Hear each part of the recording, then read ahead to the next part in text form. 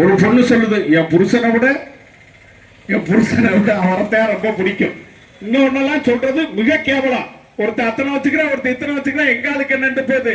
பிள்ளைகளுடைய நடவடிக்கைகள் சத்தியமா சொல்றேன், அப்படி பிள்ளையே தேவையில்லை. பெத்தவனுக்கு பெருமை தேடி தர்றது மாதிரி தெருவில் நின்றுகிட்டு எப்படிப்பட்ட வார்த்தைகளை சொல்லக்கூடிய, அதை ஆதரிக்கக்கூடிய தலைவன், கலாச்சாரத்தை சீரழிக்கக்கூடிய ஒரு தலைவனின் பின்னால் அவர் மீது, அந்த தலைவன் மீது மனைவி குற்றச்சாட்டு.